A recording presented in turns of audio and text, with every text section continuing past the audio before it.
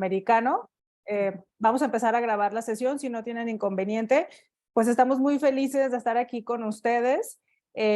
Como saben, la Red para la Diversidad en el Periodismo Latinoamericano pues ha sido recientemente creada. Tenemos apenas, híjole, si acaso serán 5 o 6 meses que empezamos a trabajar y pues hemos estado muy felices, muy contentas, muy contentos de estar compartiendo con colegas de toda Latinoamérica.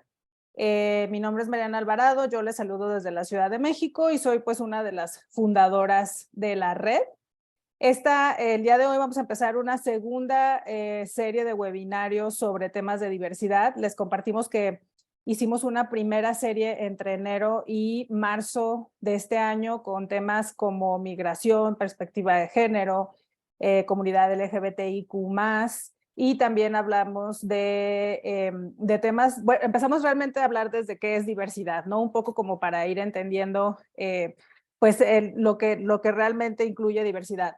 Nosotros desde la Red para la Diversidad incluimos estos temas que acabo de mencionar, no solamente lo que tiene que ver con diversidad sexual o perspectiva de género, sino también hablamos de población afrodescendiente, de pueblos indígenas en América Latina. Y pues bueno, la idea de estos webinarios es crear comunidad, compartir experiencias, compartir conocimientos. Y bueno, hoy es la primera sesión de 4 que estaremos realizando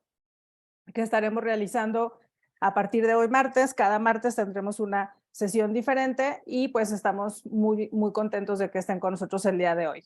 Les damos la bienvenida y bueno, el día de hoy, con esta primera sesión vamos a hablar a propósito del mes del orgullo, pues vamos a hablar de historias con orgullo LGBTIQ+, y para eso está con nosotros Daniel Villatoro. Daniel Villatoro es periodista. Daniel coordina la Iniciativa Latinoamericana de Periodismo LGBTIQ+, de la International Women Media Foundation. Es muy conocido en el medio y bueno, también estamos muy, muy contentos de que haya aceptado la invitación de iniciar esta segunda serie de webinarios que hace la Red IPE-LATAM.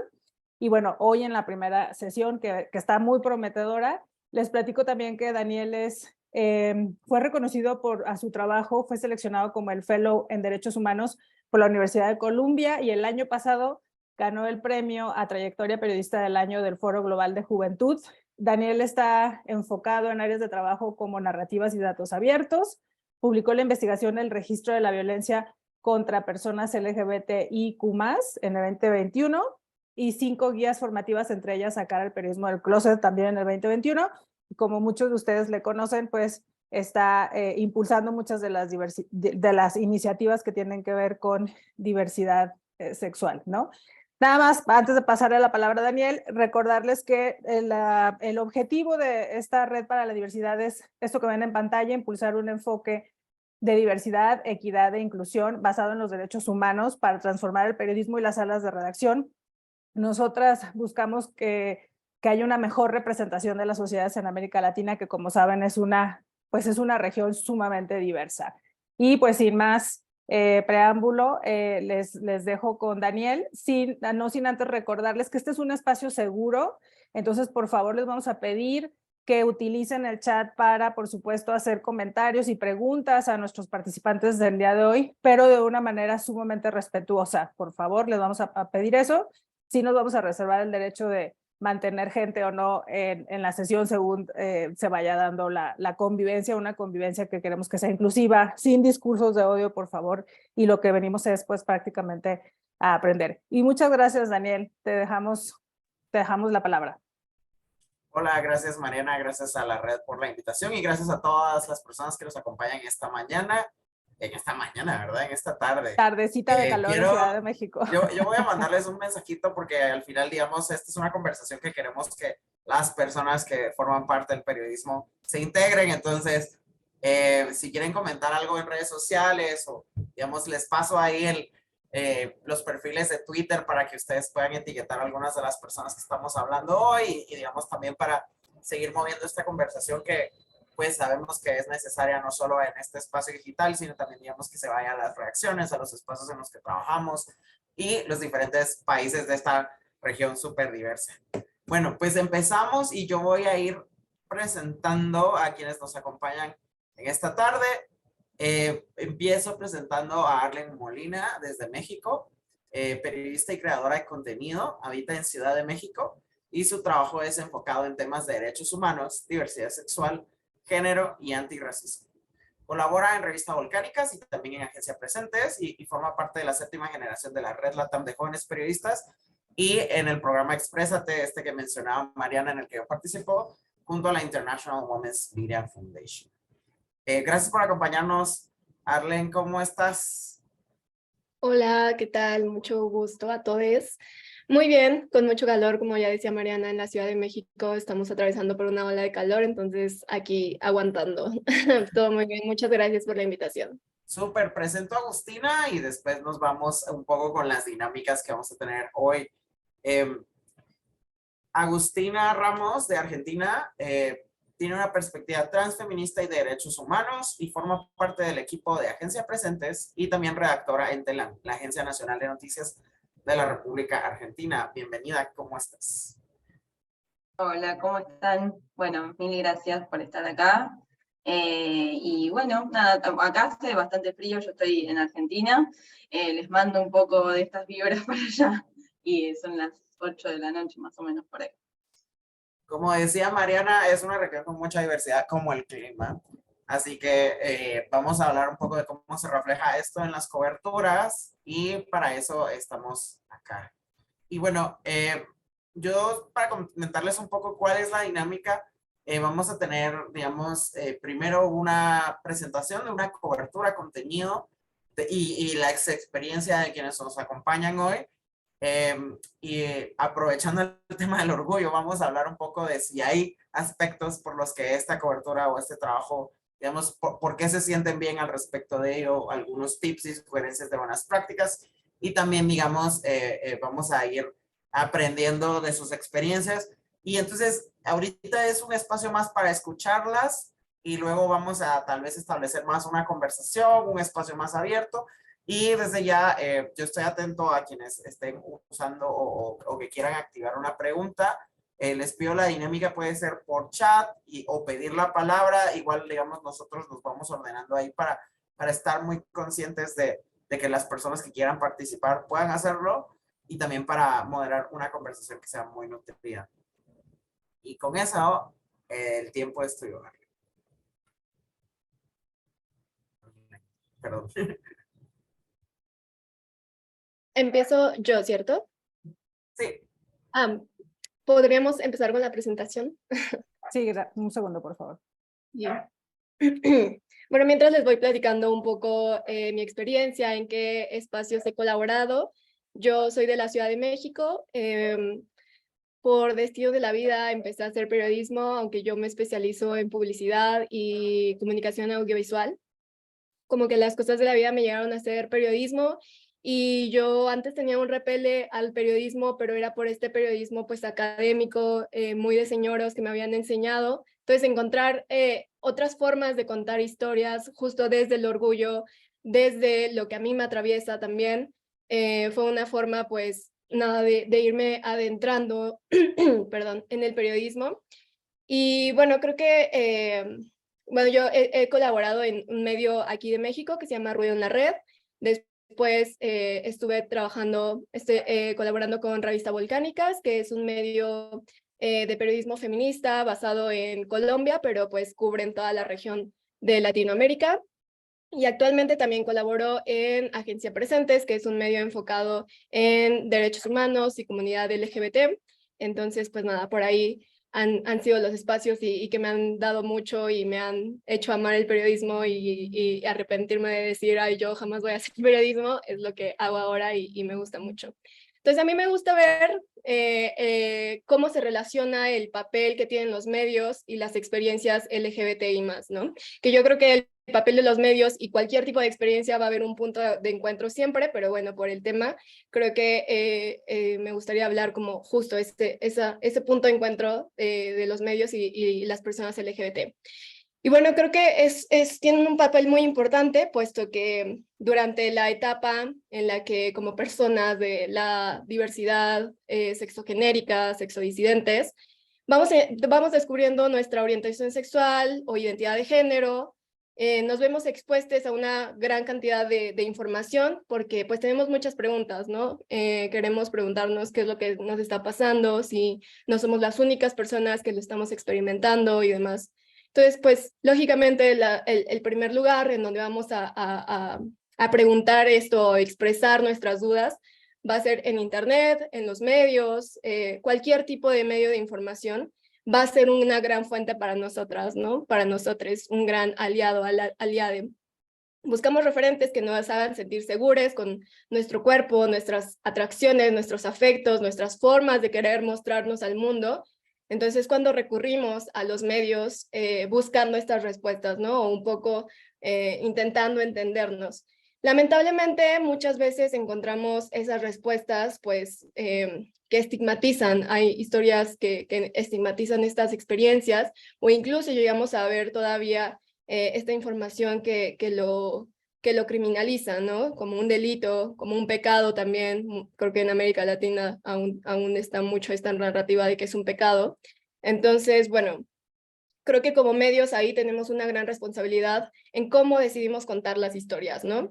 Y siempre creo que una buena práctica es hablar desde un enfoque de derechos humanos. La Comisión Interamericana de Derechos Humanos señala en su último informe sobre violencia contra las personas LGBT el concepto crímenes de odio, ¿no? Y es muy importante entenderlo, porque si hablamos desde crímenes, de qué es un crimen de odio y por qué ocurren los crímenes de odio, podemos entender un poco el concepto, las experiencias que vivimos las personas LGBTIQ+, no, perdón, ahí está bien. Pues en nuestros contextos específicos. La anterior, por favor. Pero aquí también hay un término que me gustaría que también tuviéramos en cuenta, sobre todo pues como periodistas, y es violencia por prejuicio. Porque más allá, ya está viendo esta crítica de qué es un crimen de odio y si eso realmente resume lo que las personas LGBT y más atravesamos al momento de vivir discriminación o cualquier tipo de violencia, ¿no? Y creo que el término violencia por prejuicio, la palabra prejuicio, puede resumir o puede expresar mejor lo que atravesamos como personas LGBT. ¿Por qué? Porque creo que el odio se puede resumir a un sentimiento que a lo mejor es instantáneo o resulta de la nada, ¿no? Pero realmente es que el odio viene acompañado de muchas otras cosas, muchos prejuicios, independientemente de un sentimiento, sino de un contexto, de un sistema y de una educación y pues es una violencia estructural, ¿no? Entonces creo que el prejuicio, si lo llegamos y si lo tenemos en mente para hablar de las violencias y las experiencias que atravesamos las personas LGBTI en nuestros contextos, podemos entender mejor las historias, ¿no? Y podemos reflejar mejor estas historias que queremos contar. La siguiente, por favor. Aquí, bueno, yo me dedico sobre todo al periodismo digital, en plataformas digitales, redes sociales, y me gusta mucho porque es una nueva forma, nuevos formatos para nuevas audiencias, ¿no? Justo al inicio decía que cuando nos vamos descubriendo, vamos entendiendo nuestra orientación, nuestra identidad de género, pues muchas veces, gran parte ocurre sobre todo en una edad temprana, ¿no? Y creo que es importante saber hablarle a audiencias jóvenes. ¿Y cuáles son los medios que consumen estas audiencias jóvenes? Pues sobre todo medios digitales, ¿no? Y actualmente redes sociales. Entonces creo que es importante poder llevar estas historias o esta información a las audiencias jóvenes, ¿no? A mí me gusta mucho trabajar en plataformas como TikTok, como Instagram. ¿Por qué? Porque ahí hay una gran comunidad que están buscando respuestas y creo que nuestro papel como periodistas, como comunicadores, comunicadoras, es saber llevar esa información, saber comunicar, saber informar a esas audiencias que están ahí y no están encontrando respuestas, ¿no? O si las encuentran, son unas respuestas que a lo mejor están narradas desde pues una mala experiencia o mala información, justo, o sea, como contribuyendo a este estigma o estos prejuicios, ¿no? La siguiente. Y, por ejemplo, en Volcánicas lo que hacemos mucho es hacer carruseles y Volcánicas tiene una identidad muy, muy marcada y usamos colores muy llamativos porque justo eso es lo que queremos expresar, ¿no? Como esta intensidad y estamos aquí presentes y lo estamos diciendo y lo estamos diciendo sin miedo.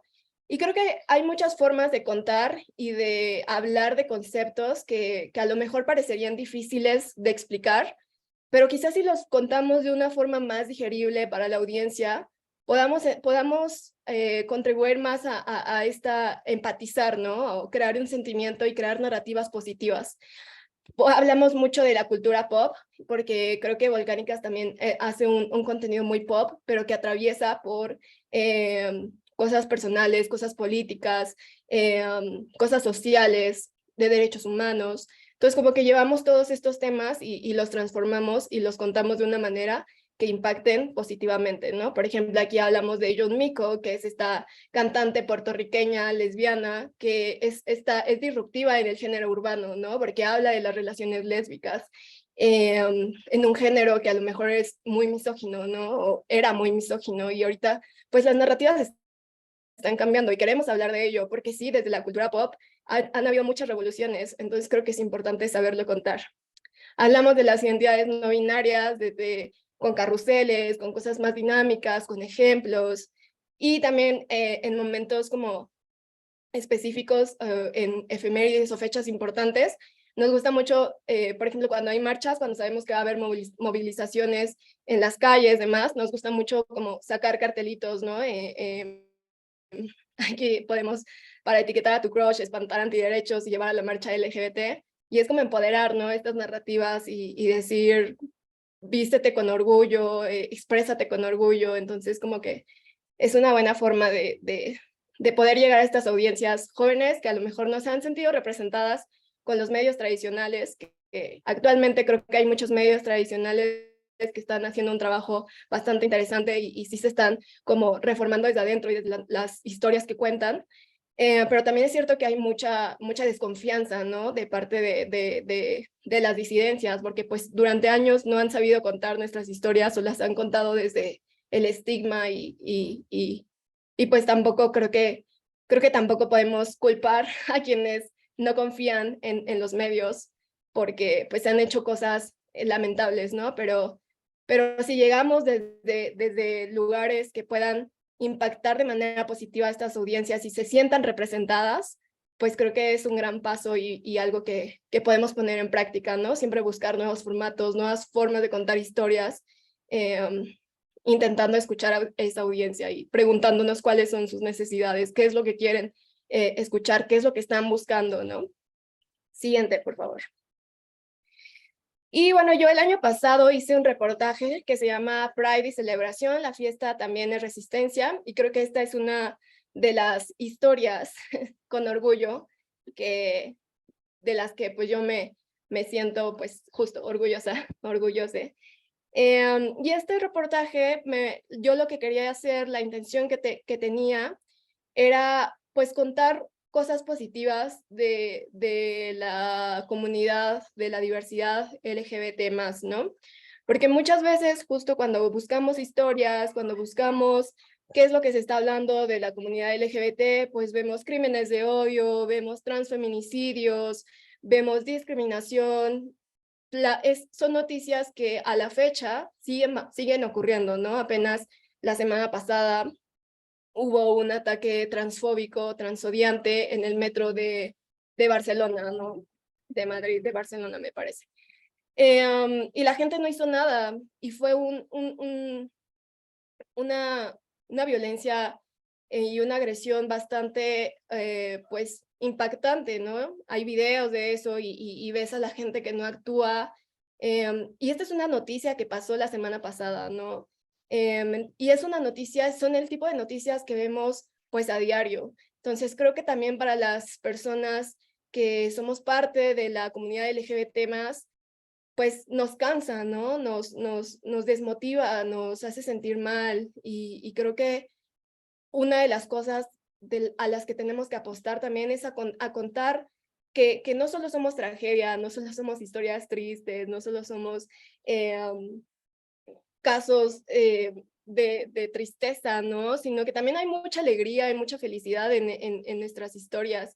Y justamente este reportaje habla como desde la fiesta, que es un lugar de encuentro, y la fiesta hablando también como un lugar nocturno en donde muchas personas de la sexodiversidad es un espacio en donde han podido expresarse, ¿no? Y a lo largo de la historia, creo que nuestra comunidad se caracteriza mucho por vivirse en la noche. La noche ha sido como una de nuestras aliadas,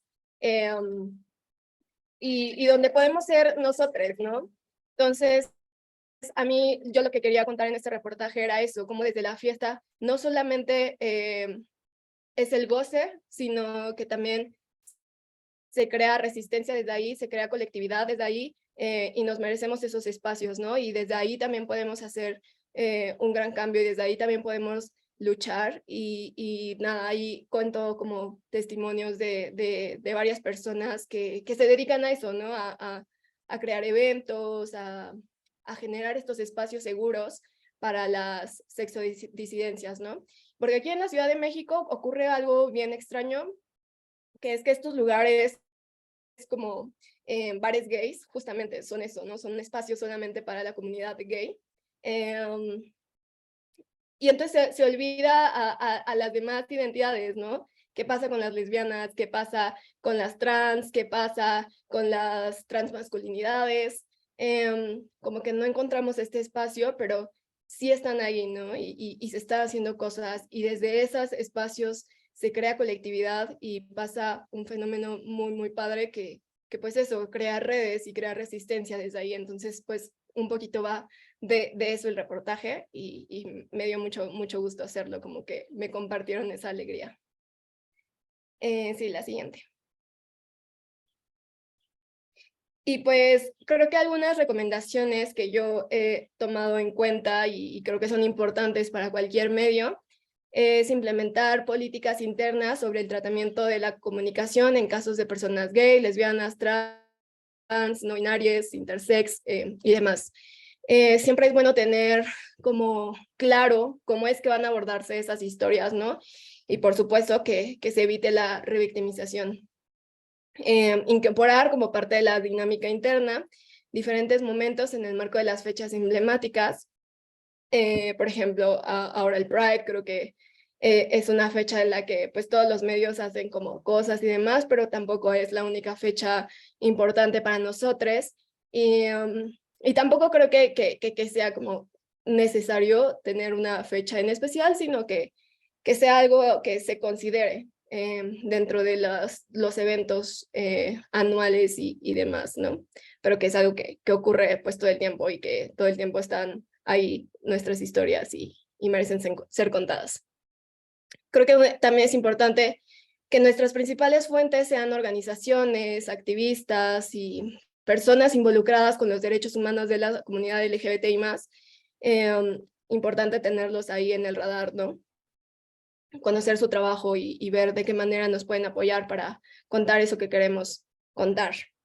Creo que la capacitación del personal y del equipo periodístico también es importante. Hay cosas muy sensibles, y sobre todo cuando abordamos temas de víctimas, es importante tener como pues las herramientas necesarias para poder hacerlo, ¿no? Y poder contar estas historias de la mejor manera, siempre desde la empatía, desde el respeto, desde desde la empatía. Creo que es lo más importante. Y la última, pero no menos importante, incluir voces en primera persona de las personas LGBTI+, ¿no? Que sean ellas, nosotros, quienes contemos nuestras historias, porque sí, creo que eso es importante, y también creo que ahí podemos contribuir en abrir espacios laborales para las sexodivergencias. Y pues eso, creo que son como las recomendaciones que yo tendría en cuenta, me gustaría compartirles. Y nada, muchas gracias.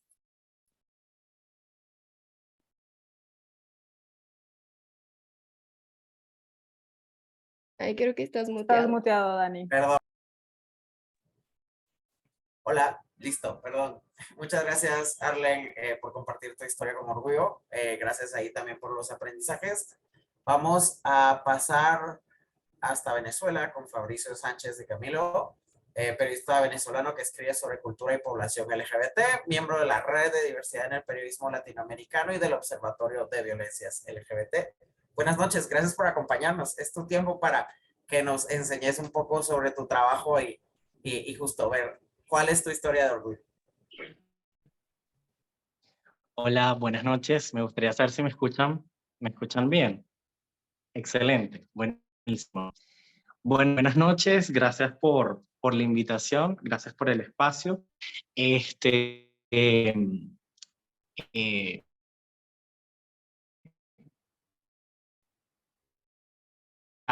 Traigo para contar el día de hoy es el caso de eso que el día de la historia la publicamos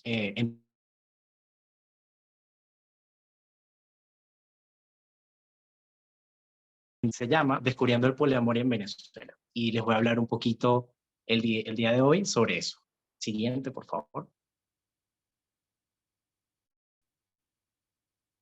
Este estudio periodístico está compuesto por 5 textos en los cuales abordo distintos tópicos sobre la cultura poliamorosa acá en Venezuela. Parte de la motivación de para hacer fue precisamente un poco conocer qué información hay al respecto. Al momento de documentarme, la verdad no conseguí absolutamente nada más allá de pues los podcasts o las notas informativas sobre qué es el poliamor. Entonces, y bueno, acá en Venezuela, también de lo que ha sido mi trabajo escribiendo en medios es salir un poco de lo que hablar sobre mi LGBTIQ+. Dije, bueno, este es uno de los temas que se asocia a la comunidad LGBTIQ+, entonces abordar. En cada uno de los textos abordé distintos tópicos, de una introducción sobre el poliamor, un poco sobre los orígenes y lo que se conoce. Hablé un poco sobre cómo es dinámica poliamorosa, perdón, y en el tercero sobre sexualidad, percibe ese tema en la forma legal. Las relaciones poliamorosas no tienen ningún tipo de protección legal acá en Venezuela. En el último, pues un espacio, hice esto como para reflexionar qué tanto se es esto en los medios, qué tanto en la sociedad, cómo lo percibe la sociedad y por qué quizás se ve de mala manera el poliamor, porque la gente suele confundirlo con la infidelidad, que no es lo mismo. Las personas poliamor lo dicen. Entonces, un poquito de esa motivación para hacer este trabajo fue precisamente la desinformación que hay al respecto del tema, hablar un poco sobre los temas que no se suelen hablar sobre este ámbito y sentar las bases. O sea, si nadie ha hablado sobre este tema, bueno, abrir la conversación, que ya se han hecho videos en otros formatos, pero bueno, estos algo. Al momento de crear el seriado, tuve la oportunidad de conversar con 8 personas. Aquí tomé en cuenta parte de las posturas de la comunidad LGBTIQ+. Tengo testimonios de personas LGBT, tengo testimonios de personas migrantes, incluso los expertos, los 7 expertos que entrevisté, también son parte de la comunidad. Tenemos una abogada trans, un abogado, un chico homosexual, y la verdad fue una experiencia bastante retadora, honestamente, casi 50 páginas de transcripciones, 2 o 3 meses de trabajo para sentar cada uno de los textos. Y bueno, parte de la edición, parte de ese plus, tuvimos un enfoque en la edición. Igual la historia también tiene de género. La edición fue principalmente hecha por mujeres. 3 de los 5 editores que editaron mis trabajos son mujeres y bueno, fue una experiencia bastante agradable. Al momento de difundir este trabajo, un trabajo, bueno, también titánico porque las personas tienden a ver este tema, como ya les había comentado, infidelidad, y no como otra manera de amar. Entonces, ver los comentarios en redes sociales y ver otros comentarios que también dieron pie a visibilizar y a iniciar el debate sobre cómo cómo hablar sobre el poliamor. Después de esa difusión, pues creo que desde el diario logramos pues iniciar un poco esa conversación sobre exponer a esta manera de amar. Siguiente, porfis. Ahora, porque este trabajo me da orgullo, la verdad, como ya les había comentado, este trabajo me hizo salir un poco de mi zona de confort, fue bastante retador. También es un tema que no se suele hablar de fuentes, me lo agradecieron bastante, incluso parte de la audiencia que no hizo comentarios despectivos sobre el poliamor, pues agradecieron pues que se iniciara el debate acá en Venezuela sobre el poliamor. Y parte de por qué me orgullo es que este tipo de trabajos colaboran a deconstruir los prejuicios sobre estos temas. Precisamente eso siento que en mis trabajos, no solamente en este seriado sobre poliamor, en el diario también una de mis tareas fue precisamente sacar los temas LGBTIQ+, de las efemérides y escribir en distintas épocas del año sobre eso. Le damos cobertura a temas de coyuntura, protestas. Por ejemplo, en Venezuela está bastante latente el tema del reconocimiento de las identidades trans, actualmente no se reconoce. Y bueno, escrito sobre distintas cosas, escrito sobre la falta de reconocimiento, la falta de educación, perdón, sobre la identidad y la sexualidad, las identidades y la sexualidad en el pensum de estudios venezolanos, escrito sobre cómo realizar denuncias al momento de un acto de violencia y así como con otros temas. Por favor. Y pues, me gustaría cerrar mi intervención con base a este trabajo del poliamor, también a otros trabajos de esas buenas prácticas para darle cobertura a los temas LGBTI.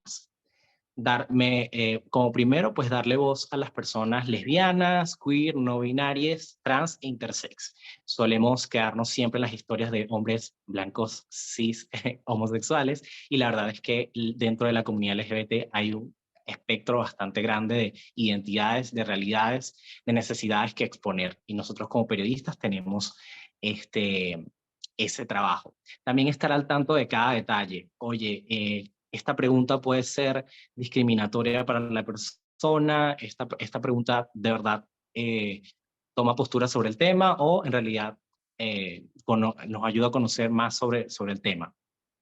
También preguntarle al entrevistado cómo desea contar su historia. No todas las personas contamos la historia de la manera similar.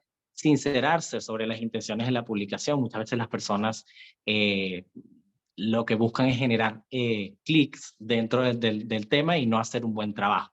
Eso también hay que ser sinceros con ese tema. Evitar el extractivismo periodístico. Esto lo tomé de una de las sesiones de la red, de nuestra red, precisamente porque solemos entrevistar a las personas y, por ejemplo, si lo entrevistamos por una situación en particular, si existe una realidad que no, en un momento, y después nos olvidamos y no volvemos después a ver si esa realidad cambió. Entonces, en realidad estamos haciendo el trabajo de visibilizar esa realidad, de atenderla.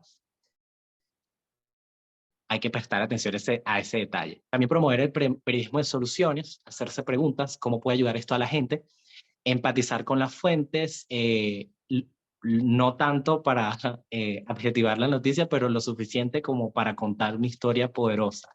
Promover el enfoque de género, apostar a las fuentes expertas LGBTIQ+. Habemos muchos jóvenes LGBT profesionales en distintas áreas que nos encanta contar historias, nos encanta apoyar sobre estos temas. Promover la verificación de la información, aportar a la agenda de derechos humanos, aportar a la construcción de una nueva memoria histórica. Esto es importante porque como personas LGBTIQ+, nosotros históricamente hemos visto en los medios muchos estereotipos, muchas cosas que en realidad no son necesariamente asociadas a la comunidad LGBT, y creo que eso es necesario hacerlo, hacer un mejor periodismo para construir prejuicios y construir una nueva memoria histórica. Documentarse adecuadamente y desmontar mitos y prejuicios sobre la comunidad, y pues no adjetivar la noticia ni dibujar a la población LGBTIQ+ como extraordinaria. Ciertamente hay muchas historias positivas que nos ayudan a exponernos de una buena manera, pero hay que saberlo cómo hacer adecuadamente. Para cerrar, me gustaría comentarles que pues la realidad de la comunidad LGBTIQ+ acá en Venezuela es bastante compleja. La verdad, al igual que en otros países, estamos enfrentando una nueva ola de discursos de odio. Dentro del Observatorio Venezolano de Violencias LGBTIQ+, hemos documentado en lo que va de año al menos 60 casos de violencia hacia la comunidad LGBTIQ+, y en 2020 contamos al menos 97 casos. Entonces, como periodistas, tenemos la táctica de enfrentar esta realidad y pues de hacerle frente a estas realidades que como región estamos enfrentando. Muchísimas gracias. Muchísimas gracias, Fabricio. Ahí vemos un par de recomendaciones para toda la comunidad que nos comparte hoy, toda esta comunidad periodística de personas interesadas en mejorar nuestras prácticas. Yo siempre digo esto, y quienes ya me han oído en otros cursos, los pases dirán, Dani siempre dice eso, pero en serio, más que recetas, necesitamos formar criterios que sean mucho más amplios y ágiles para irse adaptando con el tiempo, y también, digamos, para ir de alguna manera resistiendo los cambios en la manera de ejercer el periodismo, pero también los cambios en las sociedades, ¿no? Entonces, gracias, Fabricio, por contarnos tu experiencia. Vamos a conocer desde Argentina la experiencia de Agustina. Es tu tiempo, Agustina. Hola, ¿cómo están? Bueno, mil gracias, estuvo súper interesante también lo que fueron contando Arlene y Fabricio. Y bueno, está bien, un poco la siguiente slide. Bueno, yo, como decía antes Dani, formo parte de la agencia Presentes, que es una agencia que tiene sede en Argentina y en México, pero también cubre en varios países de la región.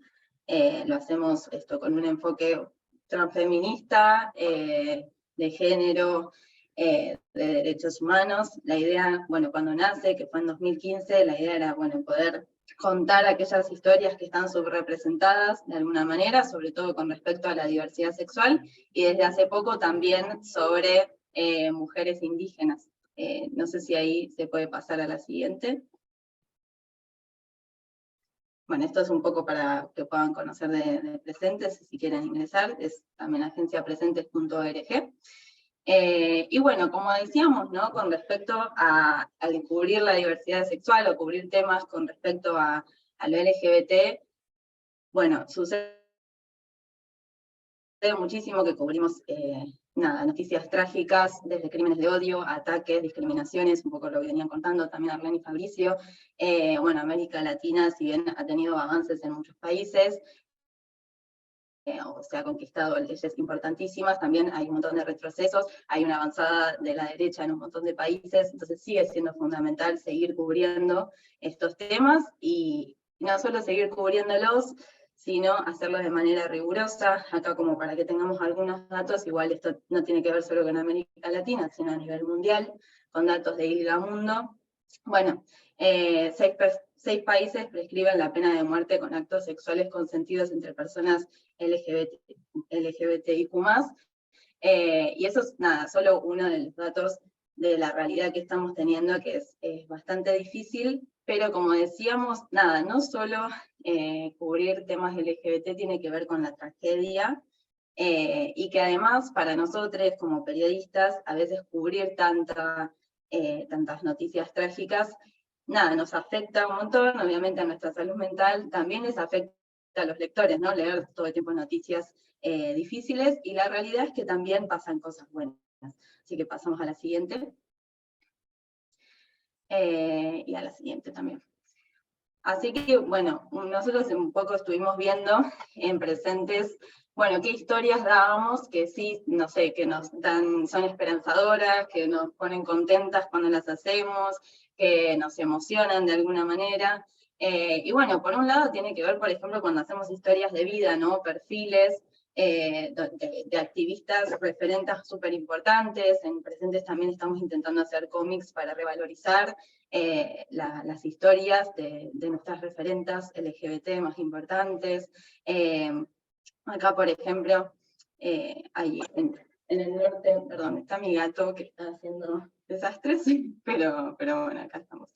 Bueno, en el norte de nuestro país, en Jujuy, en la provincia de Jujuy, por ejemplo, una niña que se llama Valen, que con tan solo 11 añitos, bueno, logró rectificar su documento de identidad, que lo puedan autopercibir como él quiere, y además, nosotros, bueno, por suerte pudimos ir a hacerle un video, donde con sus palabras contó la realidad que vive y cómo se le ocurrió la idea de llevar propuestas pedagógicas a su escuela para que las demás infancias también puedan, no sé, ser infancias más libres, puedan conocer de qué se trata la identidad de género, de ser una persona no binaria, etcétera. Como que nos conmovió muchísimo, digamos, en realidad la historia de Valen, que nada, desde tan chiquite pueda ir a hacer esto, pero no solo acá, sino también, bueno, Luisa Paz es una militante histórica en Argentina, también en El Salvador.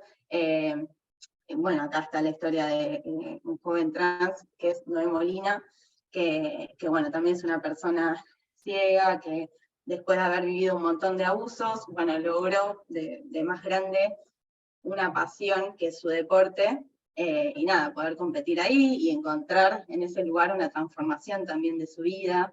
Y bueno, esto por un lado, lo que tiene que ver con las historias de vida, y pasamos a la siguiente, que tiene que ver, la siguiente slide, que tiene que ver con lo colectivo, ¿no? O sea, muchas veces del dolor, de la tragedia, después se termina creando algo lindo, algo dependiendo, ¿no? de la manera en la que uno es acompañado para poder atravesarlo, ¿no? En este caso nosotros, vamos, cubrimos un montón de noticias que tienen que ver con proyectos colectivos, donde varias personas se reúnen para esto. Por un lado, por ejemplo, el bachillerato Mochaceris en Argentina, que es la primera escuela travesti, trans y no binaria del mundo, o todo lo que tiene que ver con comedores, hogares, escuelas. Bueno, en México tenemos el hogar para adultos mayores LGBT, que lo crea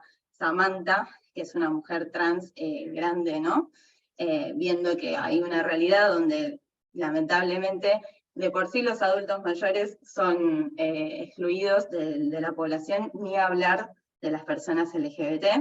Entonces, viendo la deficiencia que hay del Estado o de la población para cuidar a esas personas, bueno, logró llevar adelante este proyecto que es hermoso. Bueno, esta otra noticia, que es Tejedoras Wichi abren tienda virtual de comercio justo con sus artesanías, a nosotras nos sorprendió muchísimo porque fue en su momento batió récords en cuanto a nuestra audiencia, o sea, fue muy visitada esta nota, que es un grupo de mujeres indígenas Wichi que abren una tienda virtual, una página web para poder vender sus artesanías y hacerlo de una manera justa, con los precios que ellas van, bueno, viendo qué es lo justo, digamos.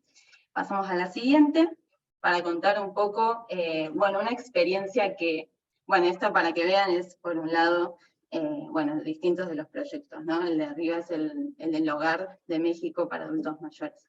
Sí, pasamos a la siguiente. Y en mi caso, bueno, una de las coberturas que más me atravesaron tiene que ver con una entrevista que le hice a Karina Pintarelli, que es una activista, una activista trans y además una poeta argentina de 65 años, que como sabemos, la esperanza de vida de una persona, de una mujer trans o travesti es alrededor de 35 40 años, entonces a ella se la considera una sobreviviente. El año pasado, bueno, es una persona que además vivió la dictadura militar argentina, la última, que fue muy cruenta, con más de 30.000 desaparecidos, y ella además tuvo, bueno, la detuvieron muchísimas veces durante la dictadura, vivió todo lo que es la violencia institucional, policial, la persecución, etc. Y por todas esas violencias que recibió, el año pasado, a sus 65 años, el Estado Nacional de la Argentina le brindó una reparación económica, digamos, para intentar reparar todo ese daño que vivió a lo largo de su vida. Bueno, entonces nosotros cuando nos enteramos de esto, lo que hicimos es ir con un fotógrafo de la agencia hasta su casa, y ella nos recibió. Ella, bueno, vive junto a otras amigas que también vivieron lo que ella vivió, más jóvenes igual, vivió la violencia policial, digamos, en democracia, porque para ellas también la democracia llegó mucho más tarde de alguna manera, siguieron teniendo un montón de persecución y violencia institucional hasta el día de hoy, y lograron juntas alquilar una casa que comparten de forma colectiva. Nos recibieron con mate, con bizcochitos, con nada, su tarde, su disponibilidad. Fue súper ameno, además nos leyó poemas, bueno, una situación muy, muy linda. Y lo que pensábamos después es, bueno, lo importante que es a veces frenar un poco esta dinámica que tiene el periodismo de hoy en día, ¿no? Que es como muy del aquí y ahora, como de constante y bueno, de no parar nunca de alguna manera. Y bueno, detenernos y tener una entrevista de forma presencial, disponer de ese tiempo, que a veces es muy difícil porque el periodismo sabemos que muchas veces está muy precarizado o, no sé, bueno, es multitarea, bueno, es difícil hacerse el tiempo, pero nada, nos pareció importante como volver un poco a eso, ¿no? Al periodismo del presente, del estar ahí, más allá de después cómo lo difundimos, ¿no? Porque las redes sigue siendo súper importante y eso no está en discusión, pero sí también volver al cuerpo de alguna manera.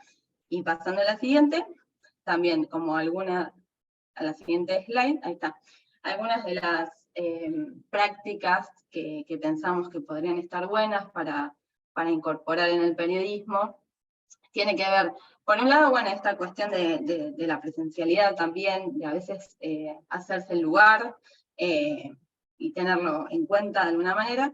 Después, bueno, esta cuestión de ser un servicio que tiene que ver con, bueno, en los casos donde hayan, por ejemplo, no sé, normativas o subsidios que favorezcan a la población LGBT, bueno, poder brindar esa información, decir cómo acceder a ella, ¿no? Hay veces que tenemos buenas noticias que tienen que ver con esto, la posibilidad de que un grupo de la población pueda acceder a determinado beneficio a través del Estado, bueno, muchas veces no se conoce tanto, entonces, bueno, ¿cómo hacer para acercar esa información que es útil a nuestra población? Por otro lado, la cuestión de brindar recursos o herramientas, que es similar a la anterior, pero bueno, tiene que ver no solo con cosas del gobierno, sino, por ejemplo, bueno, no sé, una organización creó un protocolo contra las violencias entre lesbianas, por ejemplo, bueno, poder difundirlo, o la cantidad de podcasts o productos culturales que hay, nada, que tienen que ver con la diversidad sexual, y también poder difundirlo de alguna manera. Por otra parte, bueno, el contar historias, que siempre está bueno porque humaniza las problemáticas, o sea, no se queda solo en un caso, mismo cuando cubrimos transfemicidios, por ejemplo, que es algo tan duro y difícil, bueno, contar esa persona, quién era, cómo se acordaban de ella sus amigas, su vecindario, etc. Y además también contar historias que sean positivas, porque las hay un montón y está bueno, mismo por esto que decía Arlen, por ejemplo, de dónde están, de la cuestión de tener referentes, nada, no los tenemos si no los conocemos, digamos, si no los difundimos. Entonces está bueno, ya que hay un montón, poder darlos a conocer o, nada, sí, reivindicarlos de alguna manera. Por otra parte, como hablábamos también, es esta cuestión de visibilizar el trabajo colectivo que existe, ya sea que se lleva adelante en cooperativas, en bachilleratos, en comedores, en hogares, etcétera. Porque de esto, digamos, tampoco salimos solos, siempre es en red. Bueno, construir archivo histórico desde el periodismo, y ahí es importante el ser rigurosos, nada, poder saber que lo que estamos escribiendo va a quedar sentado de alguna manera, y está bueno para que en el futuro se pueda volver hacia ellos y saber qué estaba pasando en nuestros países en ese momento, con la diversidad sexual. Algo también que implementamos mucho en Presentes tiene que ver con las notas explicativas, es decir, por ejemplo, nota qué es la asexualidad, o cuáles son las banderas de la diversidad sexual que existen, por qué hay lesbianas que no se consideran mujeres, bueno, poder, no sé, como una función más pedagógica, de alguna manera, del periodismo, que está bueno hacerlo desde personas que, digamos, venimos tratando el tema hace bastante tiempo. Y después el tema que también venían nombrando Arlene y Fabricio, de recurrir a fuentes de la diversidad sexual, pero también pienso como no solo para hablar sobre nuestras problemáticas específicas de la diversidad sexual, sino también para otros temas, ¿no? Porque también siempre no sé, si se quiere hablar con un biólogo por, no sé, una ley que tenga que ver con el medio ambiente, y se suele recurrir a un varón también, ¿no? Bueno, también ahí no solo ampliar el espectro, hablar con fuentes que sean mujeres, o hablar con esto, sobre todo ahora tener en cuenta fuentes que sean o de poblaciones indígenas, o LGBT, etc. Y después también pienso, bueno, en ese sentido, tener en cuenta la interseccionalidad, no solo con, no sé, como decía también Dani, con respecto a no solo recurrir a varones gays, sino también bueno, a mujeres trans, a todo el colectivo, etcétera, o a personas afrodescendientes, etcétera. Y también, por último, algo que no anoté ahí, pero que me parece importante, es el tema de valorar las instituciones, ciertas instituciones que sí consideramos que valgan la pena, ¿no? Como me refiero, por ejemplo, normativas o leyes que bueno, que nos garantizan derechos, bueno, darlas a conocer, explicar la importancia que tienen, si hay una efeméride que, no sé, de su sanción, bueno, volver hacia ellas constantemente para decir, bueno, tenemos esta herramienta, la podemos usar en nuestro favor, de alguna manera. Y bueno, eso es todo. Gracias. Muchísimas gracias, Agustina, y a mí me gustaría también tomar nota de un poco conectar algunos de los aprendizajes y de las reflexiones de las tres personas que nos acompañaron hoy. Fabricio decía replantearnos la memoria histórica, y Agustina decía también que nuestra cobertura es archivo histórico, y siento que hay una sintonía bien cool de cómo, digamos, o sea, se nos olvida que también la memoria histórica la estamos haciendo activamente, y quiera que no, el periodismo, digamos, en específico en estos temas que, digamos, han sido poco documentados o literalmente excluidos de cobertura, como que cuando la gente piensa en la historia va a recurrir a estos archivos, ¿verdad? O sea, el archivo de, por ejemplo, de un proyecto tan amplio como Agencia Presentes, ¿no? Sirve para también pensar en cómo eran las cosas, por ejemplo, hace 5 años, ¿no? Memoria histórica un poco más reciente, pero bueno.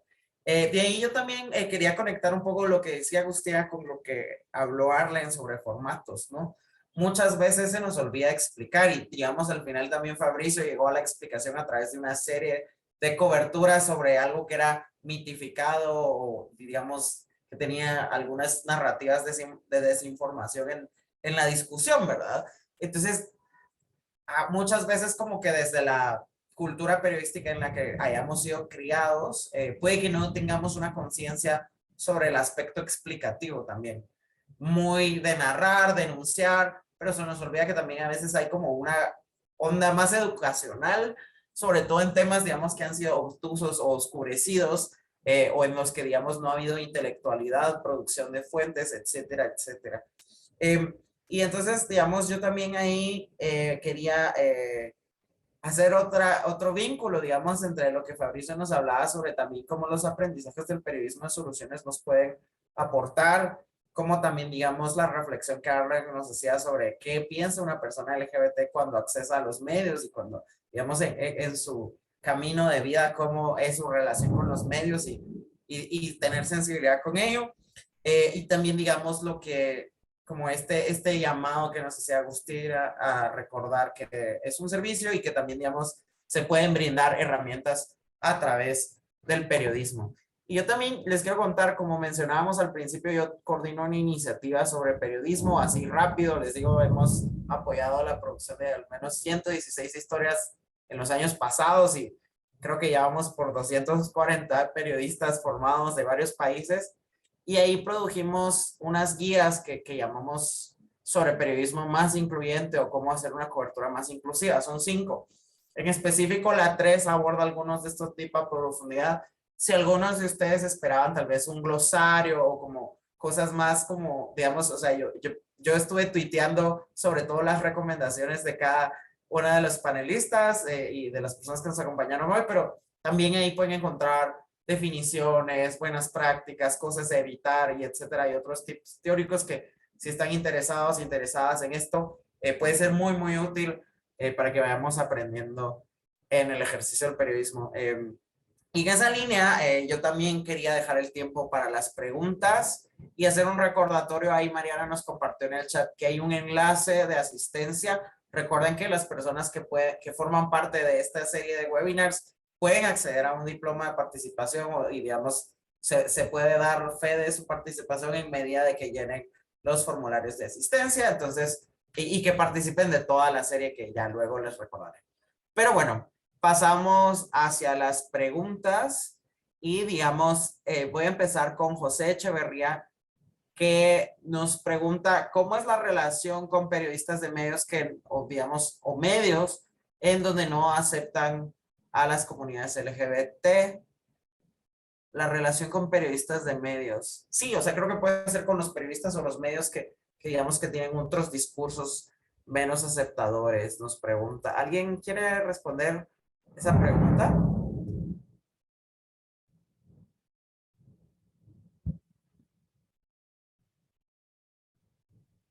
En mi caso, bueno, no sé bien, no me ha tocado tanto, por suerte, bueno, ninguno de los medios donde trabajo, pero bueno, en esos casos como en realidad es a veces no quedarse como en la cuestión de ir respondiendo, ¿no? Como, no sé, si vemos algún discurso LGBT odiante, bueno, en nuestro caso en Argentina se puede denunciar, por ejemplo, a la Defensoría del Público, pero quizás no hacerlo tan individual como del ir respondiendo a ese discurso, sino, bueno, seguir haciendo coberturas que creemos que son responsables, que van en contra de los discursos de odio. Lamentablemente sí siguen existiendo un montón, es importante seguir denunciándolas, pero eso, quizás diría que no me quedo tanto en el uno a uno con ese periodista, sino todo lo contrario, ¿no? Como, reforzar nuestras coberturas de alguna manera. Si Arlen quiere decir algo también. Sí, creo que entiendo que pueda haber como justo medios que no acepten esas historias, ¿no? O que no las quieran tratar más allá como del morbo. Entonces creo que siempre, o sea, si no te están aceptando esas historias, creo que por lo menos puedes hacer buenas prácticas en las historias que sí puedes contar, ¿no? Que ya estás contando. Entonces creo que siempre como justo utilizar estas herramientas de quizá hablarlo de una manera más inclusiva y no necesariamente con el lenguaje inclusivo que es el uso de la E, porque eso también entiendo que es difícil usarlo como en los medios, ¿no? Pero sí hablar como de ellas, ellos, de personas de la diversidad, de siempre intentar incluirles en historias que sí te están aceptando y que ya estás contando, ¿no? Creo que sumaría eso, buenas prácticas en las historias que ya tienes. Yo ahí también tengo algo que aportar, digamos, mi experiencia, digamos, yo obviamente quería hacer el periodismo yo y luego me di cuenta que también el alcance era mayor si compartía con los periodismos, como les llamo yo, ¿verdad? Que digamos, es muy diferente lo que un diario impreso puede hacer o el diario que regalan gratis en la calle en temas de cobertura LGBT a, por ejemplo, lo que una revista especializada, un semanario puede hacer o lo que en tele tenés que hacer versus la cobertura de radio que suele ser más inmediata y de reportes. Entonces, digamos, ahí hay un entendimiento también del periodismo como conjunto y de qué se puede hacer desde el espacio que estás. Yo creo que ahí también hay otra práctica interesante que es el de pensar en la jerarquía de la información y en cómo se etiqueta, ¿no? Muchas veces no te van a aceptar una cobertura que el enfoque sea LGBT, pero por ejemplo, en una nota sobre homicidios, tú puedes decir, por ejemplo, o sea, puedes poner un párrafo donde dice los crímenes por prejuicio también son otra forma de violencia, el Observatorio de Violencia de Venezuela, por ejemplo, citando aquí, contabiliza tantos hechos, etcétera, etcétera, ¿no? Y entonces, digamos, es un poco lo que Agustina decía de incluir fuentes LGBT en temas que no sean LGBT, porque también, digamos, sabemos que hay como un filtro de lectura y de interés, ¿verdad? Tal vez, digamos, nosotros sabemos que estamos en espacios en donde estas coberturas se celebran un poco más o se buscan un poco más estas discusiones, pero digamos, también entendemos que, como decíamos, también somos las personas LGBT, somos parte de la sociedad y también el integrarnos en temas que no necesariamente son específicamente sobre nuestras realidades. Por ejemplo, digamos, ahorita en Guatemala este fin de semana son las elecciones. Hay posturas de candidatos sobre todos estos temas y tal organización LGBT dijo que ciertas posturas de tal cual candidato, candidata, compartían prejuicios sobre este sector de la población, ¿no? Entonces, digamos, vas poniendo el tema en la discusión más amplia de los otros temas que se discuten en la sociedad y súper útil sobre todo para medios que a veces son más mainstream o que, digamos, también si querés hacer estas notas las tenés que hacer extra porque tenés que cubrir como una cuota de cobertura generalista. Eso suele pasar, pero es una de las estrategias que muchas personas que tienen este interés por la mirada de la diversidad en su amplitud en el periodismo han logrado usar para, pues, de manera estratégica poder hacer esto. Gracias, José Echeverría, por tu pregunta. Voy a pasar con Daniela Araujo, quien nos pregunta sobre algunos tips para abordar en un reportaje sobre las infancias trans. Si tienen alguna sugerencia sobre cómo acercarnos a esta cobertura, la agradecemos. Y empieza Fabricio. Sí, bueno, creo que el tema de infancias es un tema bastante complejo. En distintos países existen, o sea, precisamente las personas antiderechos abogan a la protección de los niños y se invisibiliza mucho el tema de las infancias trans, por ejemplo, las infancias LGBTIQ+, en general.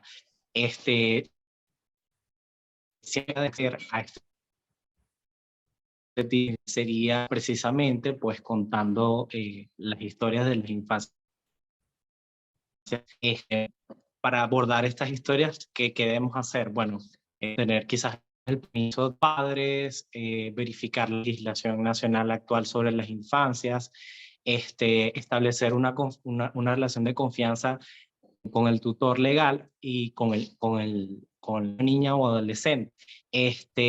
Preguntar cómo desea contar su historia, de qué manera desea contar su historia, porque a veces los niños o adolescentes quizás no se expresen bien, digamos, viviendo o hablando, sino dibujando. De esa manera, creo que pudiera ser un guado, las infancias trans. Y bueno, creo que también pudiera ser verse de un modo explicativo, es decir, qué es lo que tiene que atravesar un niño, y aquí viéndolo un poco de periodismo de soluciones, periodismo que busca un poco explicar a un niño para pues enfrentar este proceso de transición, ¿no? Un niño, niña o adolescente. Entonces creo que eso puede... Creo que yo también a lo que ya dice Fabricio sumaría que desmentir los mitos, ¿no? Siempre hay muchos mitos y muchos prejuicios y pánicos morales acerca de las infancias trans. Se habla como mucho de someterse a cirugías y a la hormonización y como que hay mucha desinformación ahí que es esparcida y es una campaña de desinformación por parte de los antiderechos, ¿no? Derechos, perdón. Y creo que ahí el papel también que tendríamos como medios, como periodistas, es pues informar cuáles son las características que contemplan los derechos de las infancias trans, ¿no? Hablar del libre desarrollo de la personalidad también es importante, pero sobre todo eso, creo que desmentir los pánicos morales y atacar esa campaña de desinformación que están llevando, ¿no? Aquí en México hay una diputada que se llama América Rangel, que lleva toda una campaña de desinformación acerca de las infancias trans, y una buena práctica que se hizo en un medio, en televisión, en un noticiero de televisión, fue invitarla a un debate con una persona de una organización de infancias trans, ¿no? La presidenta de una organización de infancias trans. Entonces, justamente en este debate se desmintieron varias cosas en la cara de esta persona que llevaba pues toda esta campaña de odio y desinformación, ¿no? Entonces, como que eso fue de gran ayuda, y pues creo que eso es lo que sumaría yo. Yo coincido un montón con lo que fueron diciendo. Sí, como que me parece fundamental en este caso también escucharles a ellos, esta cuestión de, bueno, son sujetos de derechos, entonces está bueno que puedan hablar ellos por sí mismos y también otras personas, pero digo, fundamental tener la voz de ellos, pero también esto que decía Fabricio de preservarles también, ¿no? Como, bueno, entender que quizás si ponemos nombre y apellido de esa persona, bueno, no sabemos en el futuro, cuando sean adultos, si van a querer que esté tan expuesta su persona en una nota, lo mismo con las imágenes, bueno, como una cuestión de poder cuidarles. Y esto que decía Fabricio también del dibujo me parece hermoso, como que pueden tener otras maneras de comunicarse, y también ahí, bueno, tiene que ver el cómo uno se acerca a ellos, ¿no? Como que no es solo ir como y bueno, vamos a tener la entrevista y te hago estas preguntas o te mando estas preguntas y me respondes por audio, sino como una cuestión de lo lúdico que surge, que es fundamental y que es necesaria para ir construyendo esa confianza con la persona, que quizás demande más tiempo que en otros casos.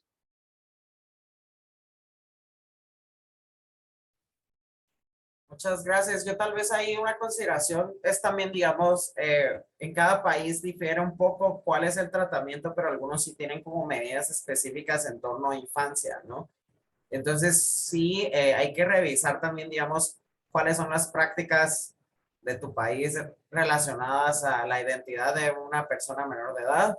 Digamos, ahí también hay como un reto, ¿verdad? De que no siempre estas personas, no siempre las infancias trans se encuentran en un entorno positivo, ¿verdad? Entonces también, digamos, no siempre vas a encontrar el apoyo, digamos, de una persona mayor, pero digamos, sí existen los casos y digamos, si haces un trabajo de cuidado y de acercamiento muy respetuoso con organizaciones, si las existen, y si no, digamos, también de tú activamente estarte acercando a las redes, vas a poder llegar a estas historias. Yo he tenido la oportunidad de hacerlo en términos de campaña, digamos, de video, y cómo haces este tratamiento que tiene otro tipo de sensibilidad por las imágenes, también, digamos, las participaciones en vivo, etcétera, pero como decían, o sea, no, es complejo, digamos, pero también si tú haces una labor dedicada y consciente, ahí hay una manera de hacerlo, y de ahí también yo creo que hay como varias técnicas que podemos hacer en torno a la desinformación en específico o a las narrativas de desinformación. Una que yo considero muy bueno es también, digamos, hay que considerar en qué medida las estamos soportando nosotros, por decirlo así. Usualmente si uno recibe información que es basura, la descarta como periodista y no le pone tanto énfasis, ¿no? Y a veces también, digamos, nosotros si no encuadramos bien esa información en nuestra nota, de alguna manera también replicamos esa narrativa. Entonces ahí hay unas técnicas conceptuales que nos ayudan, por ejemplo, la de empezar por la parte factual y verdadera y después decir, esta diputada, por ejemplo, sin una base científica, tiene argumentos en contra de esto, y a veces, digamos, también nosotros por el morbo de las posiciones encontradas, ponemos toda la verborrea que una fuente no documentada nos puede dar, Y ahí también podemos contribuir a como continuar con la difusión de información que es falsa, pero que no solo es falsa, sino que busca dañar, que tiene un interés maligno de hacer daño. Y de ahí quiero también comentarles, si lo ven en el chat, hola Maro, gracias por acompañarnos. Maro Ludueña nos acompaña y nos comparte un documental chileno sobre infancias trans que nos puede ayudar a pensar en los enfoques que tenemos hacia estos temas. Este documental de Agencias Presentes. Gracias ahí por la nota, ahí está el link en el chat. Y entonces Omar Rubalcaba nos pregunta también sobre cómo abordamos estos temas en comunidades rurales. El entorno de una ciudad a un pueblo puede cambiar mucho como la perspectiva en estos temas. Si alguien tiene una respuesta, tal vez me ayuda levantando la mano, y si no, yo también tengo ahí un poco de experiencias, pero gracias.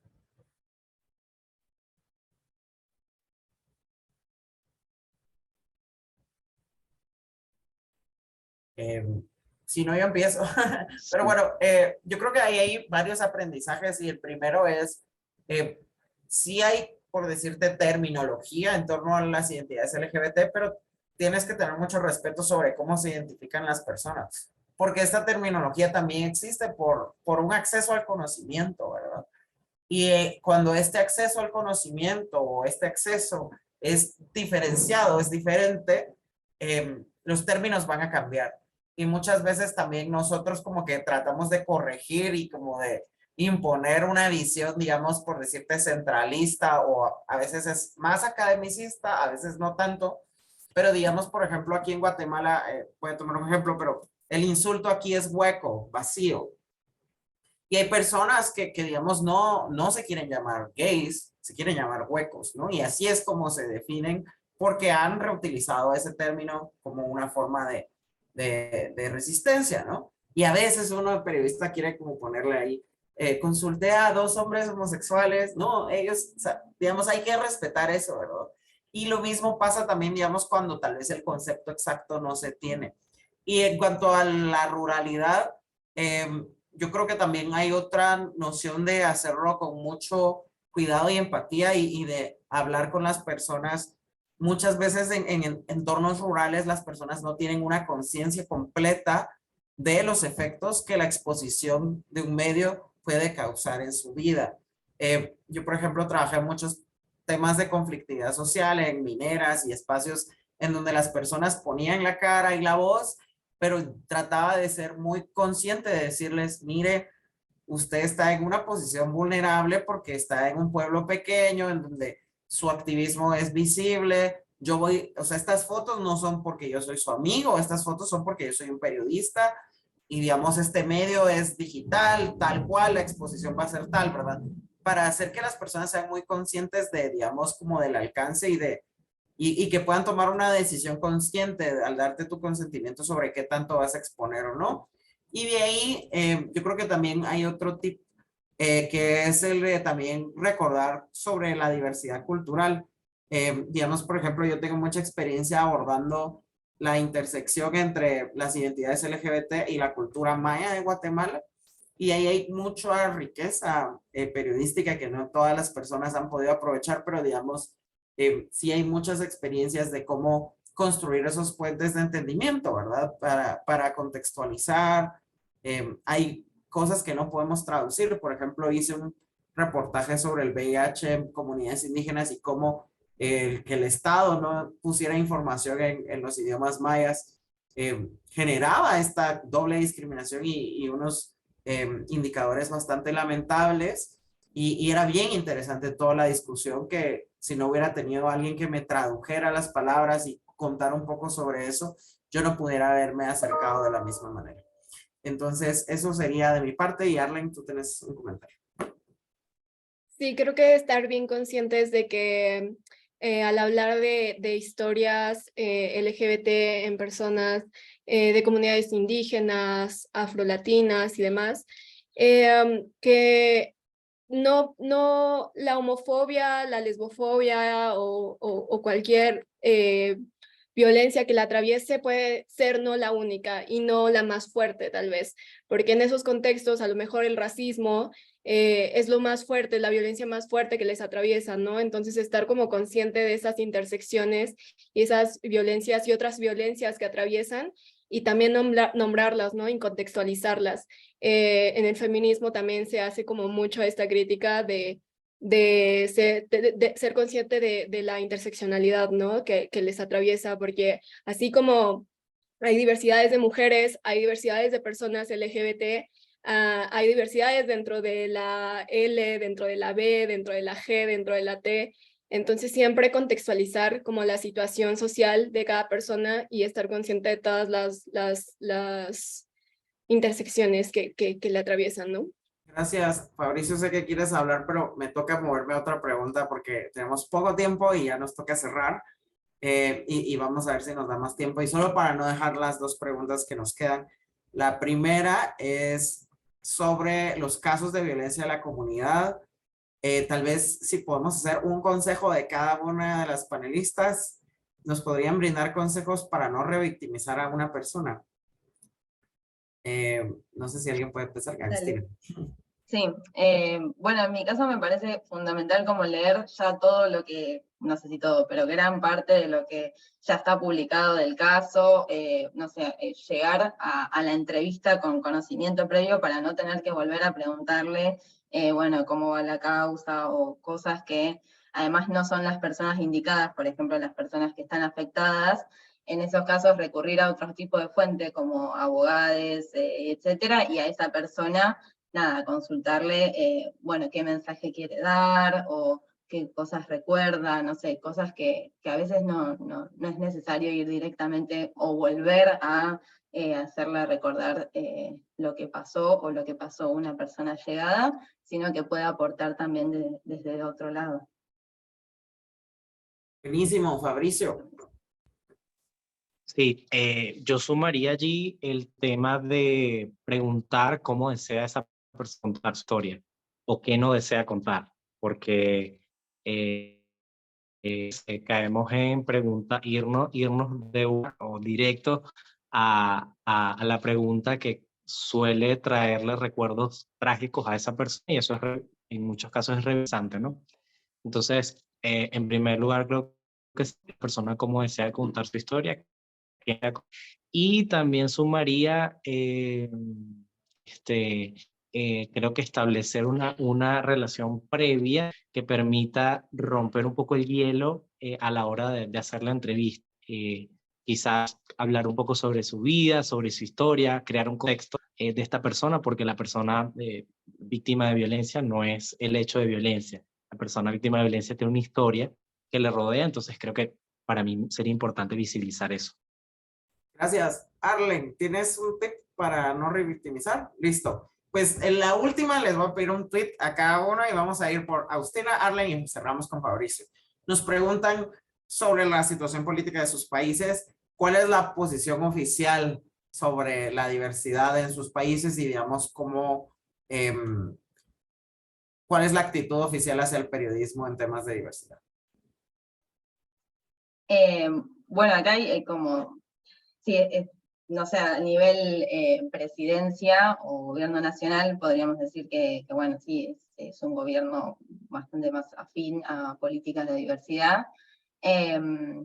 Difiere mucho bueno, por ejemplo, en la ciudad de Buenos Aires o en otras partes de la Argentina, pero bueno, sí, se ha avanzado bastante en materia de derechos hacia personas LGBT y también, no sé, a favor del periodismo, bueno, no sé si a favor del periodismo LGBT, eso se debería ver más como con la pauta, por ejemplo, pero bueno, hay también bastante lucha contra los discursos LGBT, perdón, contra los discursos de odio hacia personas LGBT, que eso me parece fundamental, y bueno, un poco en línea con la pregunta de la persona que la hizo, que tiene que ver con los distintos gobiernos, nada, tener en cuenta que bueno, el contexto que a veces es complicado, y no dar lugar a los discursos de odio, y nada, sobre todo tenerlo en cuenta hoy en día con las elecciones que se están dando en los distintos países, y con el avance de la derecha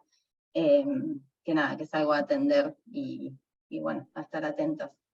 Buenísimo. Arlen. Bueno, aquí hay un gobierno que se dice de izquierda, pero también ha habido mucho este discurso de que cuando se le critica, piensa que es una conspiración, ¿no? O un golpe de la derecha y ocurre, lo ha hecho mucho con el movimiento feminista, pero también lo está haciendo ahora con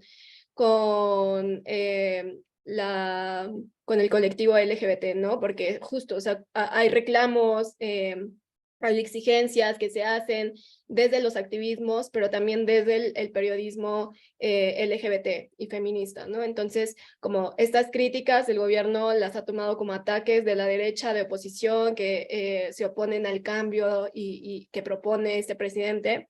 Pero bueno, creo que ahí sí ha habido una gran resistencia y cada vez creo yo que se han ido construyendo nuevas narrativas en los medios, tanto tradicionales como los nuevos medios y los medios independientes. Creo que ahí hay una resistencia y pues hace falta seguir construyendo esas redes y no caer como en esas provocaciones que quiere o que intenta hacer el presidente o hacerlas pasar como justo eso, como ataques a su gobierno cuando lo que se hace son exigencias, ¿no? Entonces, pues eso, siempre tener como esta resistencia. Pero eso es como lo que está ocurriendo.